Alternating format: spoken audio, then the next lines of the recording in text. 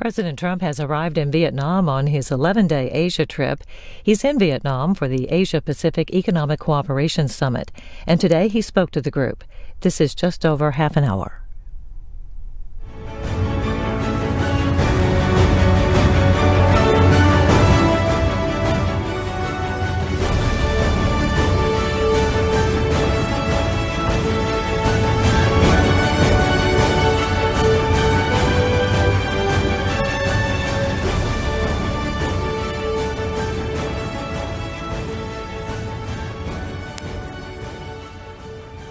Thank you.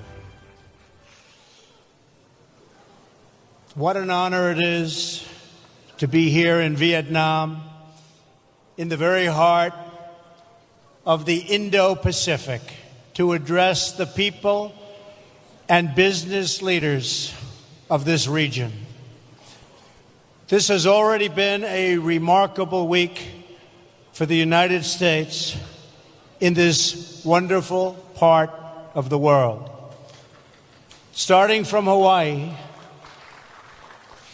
Melania and I traveled to Japan, South Korea, and China, and now to Vietnam to be here with all of you today. Before we begin, I want to address all those affected by Typhoon Damre. Americans are praying for you and for your recovery in the months ahead. Our hearts are united with the Vietnamese people suffering in the aftermath of this terrible storm. This trip comes at an exciting time for America. A new optimism has swept all across our country. Economic growth has reached 3.2% and going higher. Unemployment is at its lowest level in 17 years. The stock market is at an all-time high. And the whole world is lifted by America's renewal. Everywhere I've traveled on this journey, I've had the pleasure of sharing the good news from America. But even more, I've had the honor of sharing our vision for a free and open Indo-Pacific, a place where sovereign and independent nations with diverse cultures and many different dreams can prosper side by side and thrive in freedom and in peace. I am so thrilled to be here today at APEC because this organization was founded to help achieve that very purpose. America stands as a proud member of the community of nations who make a home on the Pacific. We have been an active partner in this region since we first won independence ourselves. In 1784, the first American ship sailed to China from the newly independent United States. It went loaded with goods to sell in Asia, and it came back full of porcelain and tea. Our first president, George Washington himself, owned a set of tableware from that ship. In 1804, Thomas Jefferson sent the explorers Lewis and Clark on an expedition to our Pacific coast. They were the first of the millions of Americans who ventured west to live out America's manifest destiny across our vast continent. In 1817, our Congress approved the first full-time Pacific development of an American warship. That initial naval presence soon grew into a squadron, then a fleet to guarantee freedom of navigation for the growing number of ships, braving the high seas to reach markets in the Philippines, Singapore, and in India. In 1818, we began our relationship with the Kingdom of Thailand. And 15 years later, our two countries signed a treaty of friendship and commerce, our first with an Asian nation. In the next century, when imperialist powers threatened this region, the United States pushed back at great cost to ourselves. We understood that security and prosperity depended on it. We have been friends, partners, and allies in the Indo-Pacific for a long, long time. And we will be friends, partners, and allies for a long time to come. As old friends in the region, no one has been more delighted than America to witness, to help, and to share in the extraordinary progress you have made over the last half-century. What the countries and economies represented here today have built in this part of the world is nothing short of miraculous. The story of this region in recent decades is the story of what is possible when people take ownership of their future. Few would have imagined just a generation ago that leaders of these nations would come together here in Da Nang to deepen our friendships, expand our partnerships, and celebrate the amazing achievements of our people. This city was once home to an American military base in a country where many Americans and Vietnamese lost their lives in a very bloody war. Today, we are no longer enemies. We are friends. And this port city is bustling with ships from all around the world. Engineering marvels like the Dragon Bridge welcome the millions who come to visit Da Nang's stunning beaches, shining lights, and ancient charms. In the early 1990s, nearly half of Vietnam survived on just a few dollars a day, and 1 in 4 did not have any electricity.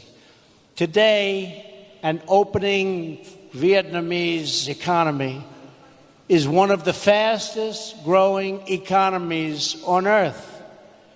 It has already increased more than 30 times over, and the Vietnamese students rank among the best students in the world.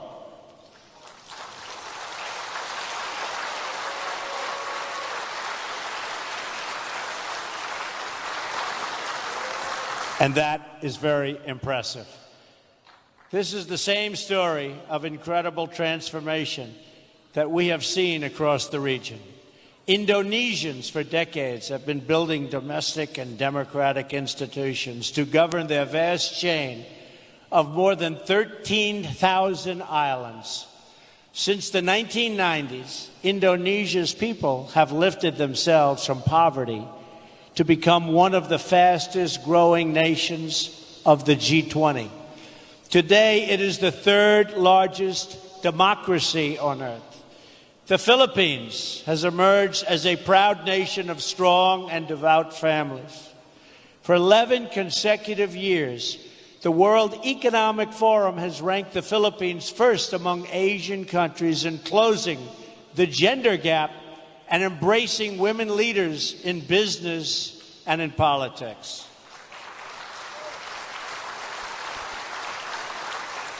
The Kingdom of Thailand has become an upper middle income country in less than a generation. Its majestic capital of Bangkok is now the most visited city on earth. And that is very impressive. Not too many people here from Thailand.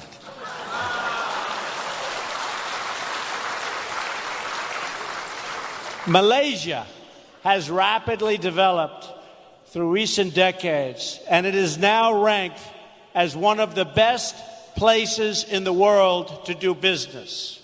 In Singapore, citizens born to parents who survived on $500 a day are now among the highest earners in the world, a transformation made possible by the vision of Lee Kuan Yew's vision of honest governance and the rule of law.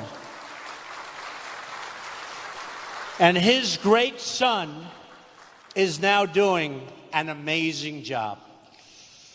As I recently observed in South Korea, the people of that republic took a poor country ravaged by war and in just a few decades turned it into one of the wealthiest democracies on earth. Today, South Koreans enjoy higher incomes than the citizens of many European Union countries. It was great spending time with President Moon. Everyone knows of China's impressive achievements over the past several decades. During this period, and it was a period of great market reforms, large parts of China experienced rapid economic growth. Jobs boomed, and more than 800 million citizens rose out of poverty. I just left China this morning and had a really productive meeting and a wonderful time with our gracious host, President Xi.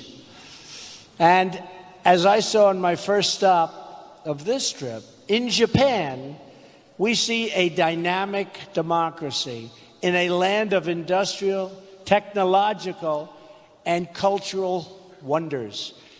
In fewer than 60 years, that island nation has produced 24 Nobel Prize winners for achievements in physics, chemistry, medicine, literature, and the promotion of peace.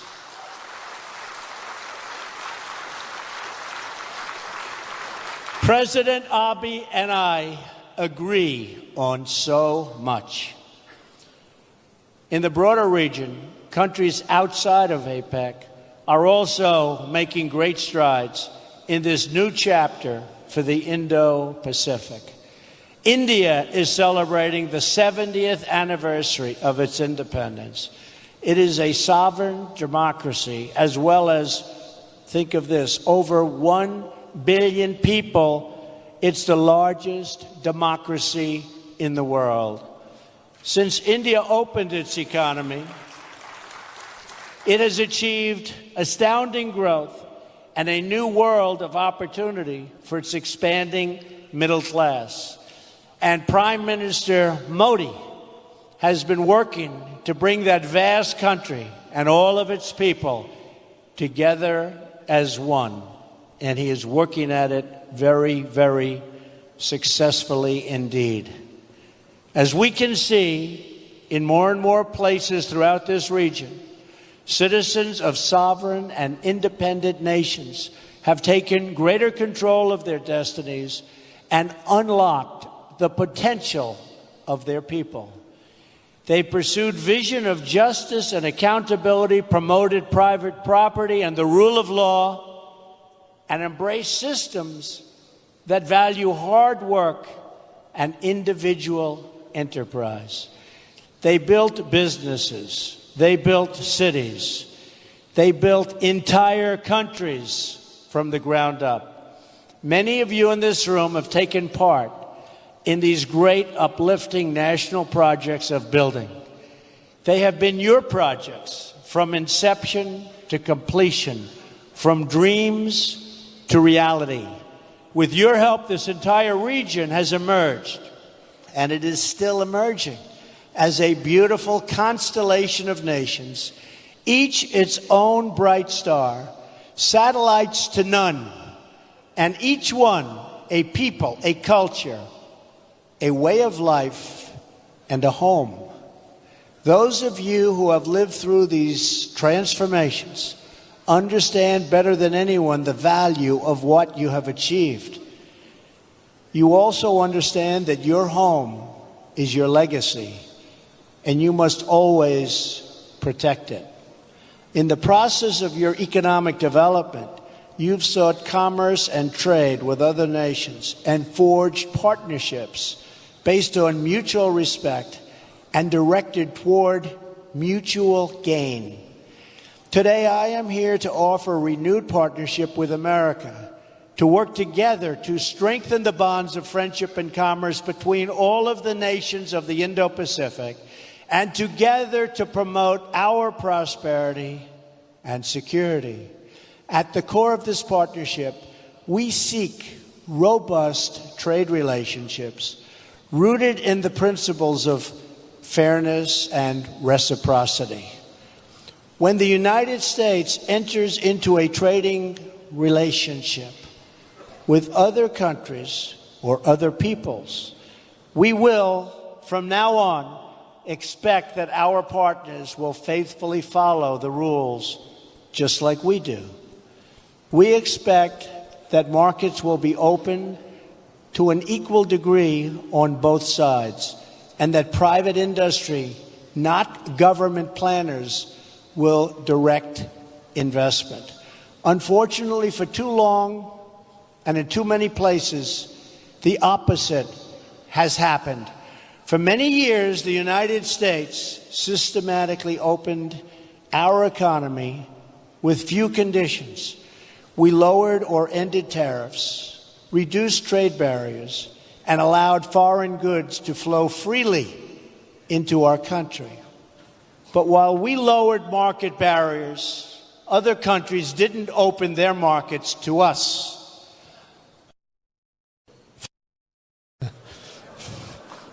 They must have been one of the beneficiaries. What country do you come from, sir? Countries were embraced by the World Trade Organization, even if they did not abide by its stated principles.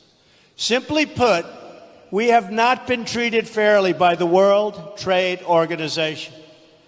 Organizations like the WTO can only function properly when all members follow the rules and respect the sovereign rights of every member.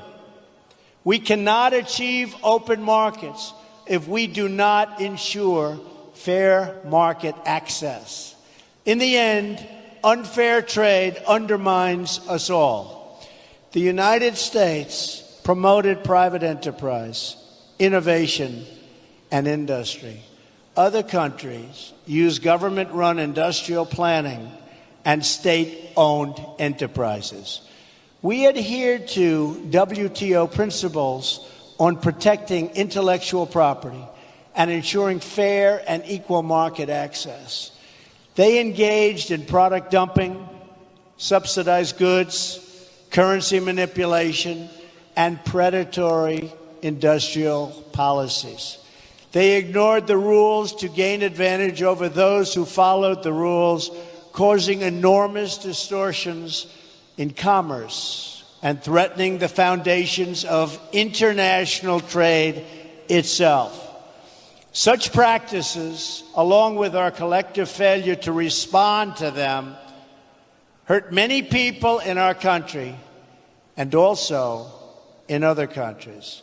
Jobs, factories, and industries were stripped out of the United States and out of many countries in addition.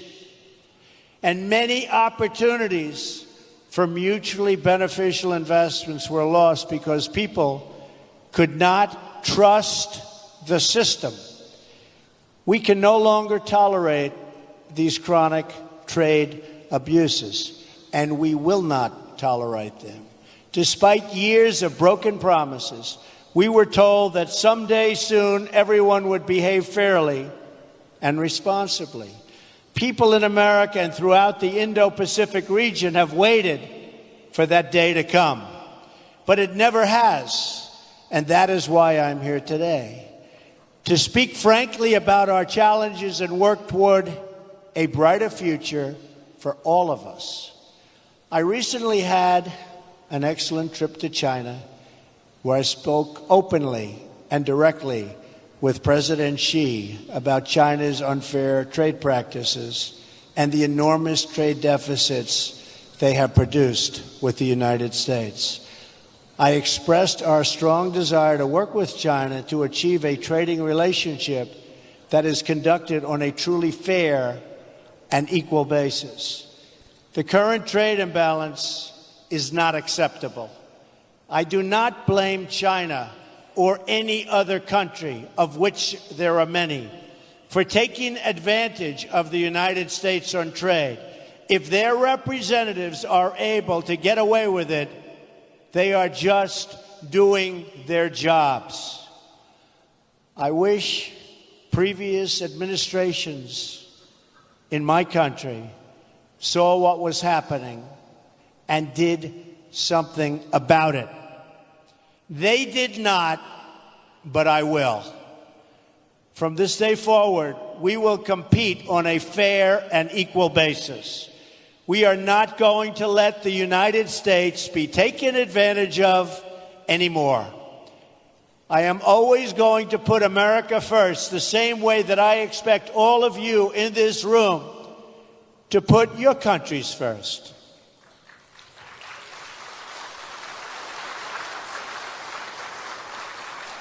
The United States is prepared to work with each of the leaders in this room today to achieve mutually beneficial commerce that is in the interests of both your countries and mine.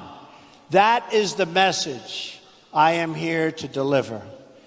I will make bilateral trade agreements with any Indo-Pacific nation that wants to be our partner and that will abide by the principles of fair and reciprocal trade. What we will no longer do is enter into large agreements that tie our hands, surrender our sovereignty, and make meaningful enforcement practically impossible. Instead, we will deal on a basis of mutual respect and mutual benefit. We will respect your independence and your sovereignty. We want you to be strong, prosperous, and self-reliant, rooted in your history, and branching out toward the future. That is how we will thrive and grow together in partnerships of real and lasting value. But for this, and I call it the Indo-Pacific dream, if it's going to be realized, we must ensure that all play by the rules, which they do not right now. Those who do will be our closest economic partners. Those who do not can be certain that the United States will no longer turn a blind eye to violations, cheating, or economic aggression. Those days are over. We will no longer tolerate the audacious theft of intellectual property. We will confront the destructive practices of forcing businesses to surrender their technology to the state and forcing them into joint ventures in exchange for market access. We will address the massive subsidizing of industries through colossal state-owned enterprises that put private competitors out of business, happening all the time. We will not remain silent as American companies are targeted by state-affiliated actors for economic gain, whether through cyber attacks, corporate espionage, or other anti-competitive practices. We will encourage all nations to speak out loudly when the principles of fairness and reciprocity are violated. We know it is in America's interest to have partners throughout this region that are thriving, prosperous, and dependent on no one. We will not make decisions for the purpose of power or patronage. We will never ask our partners to surrender their sovereignty, privacy, and intellectual property, or to limit contracts to state-owned suppliers. We will find opportunities for our private sector to work with yours and to create jobs and wealth for us all. We seek strong partners, not weak partners. We seek strong neighbors, not weak neighbors. Above all, we seek friendship, and we don't dream of domination. For this reason, we're also refocusing our existing development efforts. We are calling on the World Bank and the Asian Development Bank to direct their efforts toward high-quality infrastructure investment that promotes economic growth. The United States will also do its part.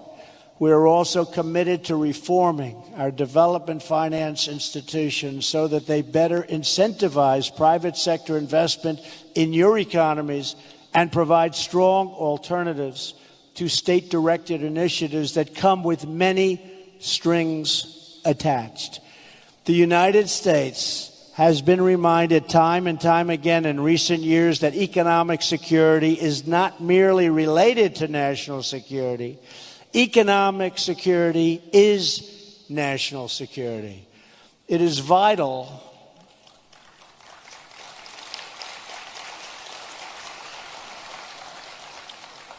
to our national strength. We also know that we will not have lasting prosperity if we do not confront grave threats to security, sovereignty, and stability facing our world today. Earlier this week, I addressed the National Assembly in Seoul, South Korea, and urged every responsible nation to stand united in declaring that every single step the North Korean regime takes toward more weapons is a step it takes into greater and greater danger. The future of this region and its beautiful people must not be held hostage to a dictator's twisted fantasies of violent conquest and nuclear blackmail. In addition, we must uphold principles that have benefited all of us, like respect for the rule of law, individual rights, and freedom of navigation and overflight, including open shipping lanes. 3 principles, and these principles create stability and build trust, security, and prosperity among like-minded nations. We must also deal decisively with other threats to our security and the future of our children, such as criminal cartels, human smuggling, drugs, corruption, cybercrime, and territorial expansion.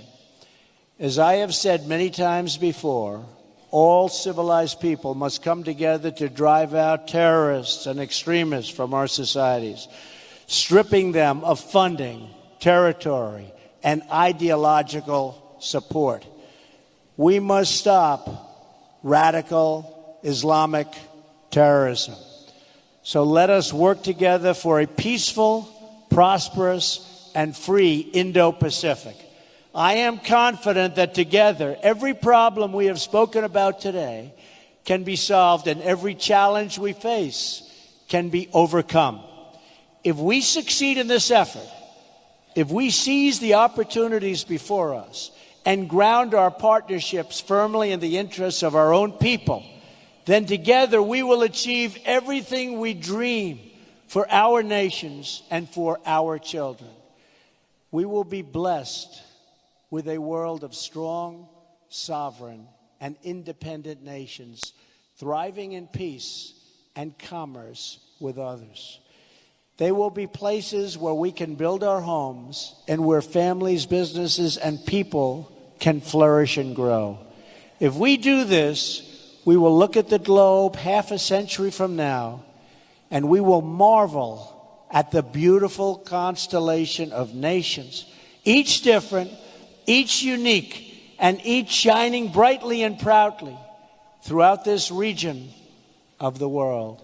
And just as when we look at the stars in the night sky, the distance of time will make most of the challenges we have and that we spoke of today seem very, very small. What will not seem small, what is not small, will be the big choices that all of our nations will have to make to keep their stars glowing very, very brightly. In America, like every nation that has won and defended its sovereignty, we understand that we have nothing so precious as our birthright, our treasured independence, and our freedom. That knowledge has guided us throughout American history. It has inspired us to sacrifice and innovate. And it is why today, hundreds of years after our victory in the American Revolution, we still remember the words of an American founder and our second President of the United States, John Adams. As an old man, just before his death, this great patriot was asked to offer his thoughts on the 50th anniversary of glorious American freedom. He replied with the words, "Independence forever." It's a sentiment that burns in the heart of every patriot and every nation. Our hosts here in Vietnam have known this sentiment not just for 200 years, but for nearly 2,000 years.